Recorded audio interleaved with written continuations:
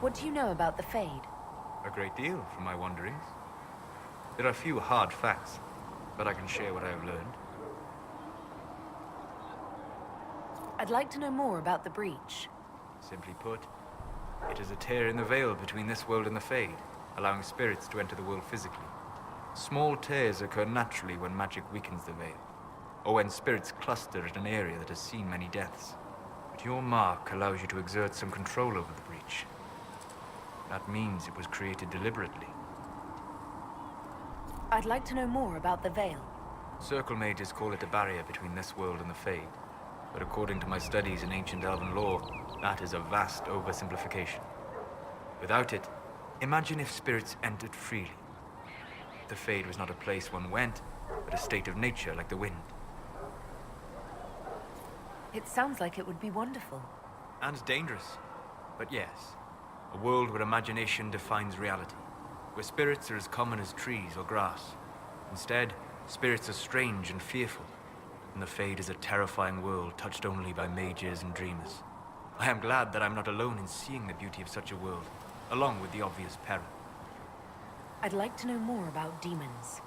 Your Dalish say that demons hate the natural world, seek to bring their chaos and destruction to the living. But such simplistic labels misconstrue their motivations, and in so doing, do all a great disservice. Spirits wish to join the living, and a demon is that wish gone wrong. Is there a way to coexist? To live with them? If not in peace, at least without such active confrontation. Not in the world we know today. The Veil creates a barrier that makes true understanding most unlikely. But the question is a good one, and it matters that you thought to ask. We'll talk later. Goodbye. What can I do for you? I'd like to know more about you, Solas. Why? You're an apostate, yet you risked your freedom to help the Inquisition. Not the wisest course of action when framed that way. I appreciate the work you're doing, Solas. I just wanted to know more about you. I'm sorry. With so much fear in the air. What would you know of me? What made you start studying the Fade? I grew up in a village to the north. There was little to interest a young man, especially one gifted with magic.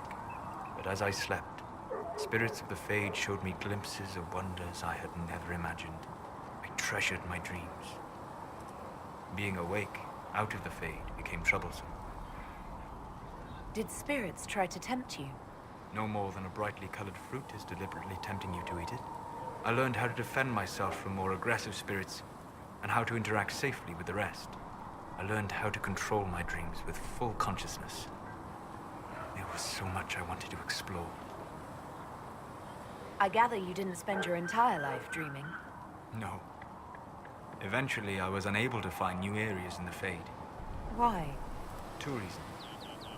First, the Fade reflects the world around it. Unless I traveled, I would never find anything new. Second, the Fade reflects and is limited by our imaginations. To find interesting areas, one must be interesting. Is this why you joined the Inquisition? I joined the Inquisition because we were all in terrible danger. If our enemies destroyed the world, I would have nowhere to lay my head while dreaming of the Fade. I wish you luck. Thank you. In truth, I've enjoyed experiencing more of life to find more of the Fade. How so? You train your will to control magic and withstand possession. Your indomitable focus is an enjoyable side benefit. You have chosen a path whose steps you do not dislike because it leads to a destination you enjoy. As have I. Indomitable focus? Presumably. I have yet to see it dominated. I imagine that the sight would be fascinating. You said you traveled to many different places. This world, or its memory, is reflected in the Fade. Dream in ancient ruins, and you may see a city lost to history. Some of my fondest memories were found in crumbling cities, long picked dry by treasure seekers, the best of the battlefields. Spirits press so tightly on the veil that you can slip across with but a thought. Any place in particular? I dreamt at Ostagar. I witnessed the brutality of the Darkspawn and the valor of the Ferelden warriors. I saw Alistair and the hero Ferelden light the signal fire, and Logain's infamous betrayal of Caelan's forces. I've heard the stories. It would be interesting to hear what it was really like. That's just it. In the Fade, I see reflections created by spirits who react to the emotions of the warriors. One moment, I see heroic wardens lighting the fire, and a power-mad villain sneering as he lets King Caelan fall. The next, I see an army overwhelmed and a veteran commander refusing to let more soldiers die in a lost cause. And you can't tell which is real. It is the Fade. They are all real.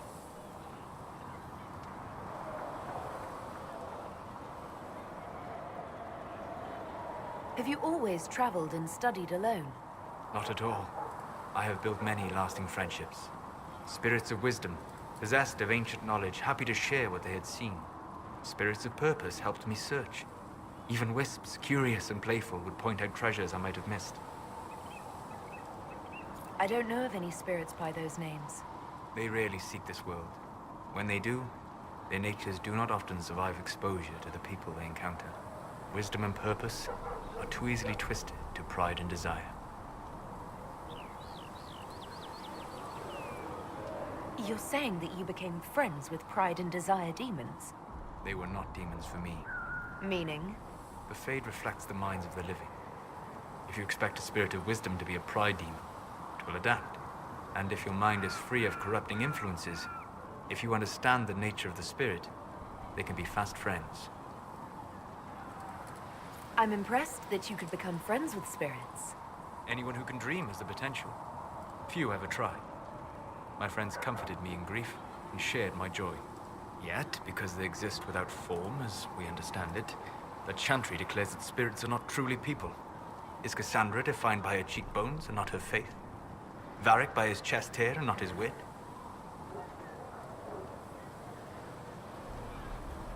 You have an interesting way of looking at the world, Solas. I try. And that isn't quite an answer. I look forward to helping you make new friends. That should be... well... That isn't quite an answer either. We'll talk later. Goodbye.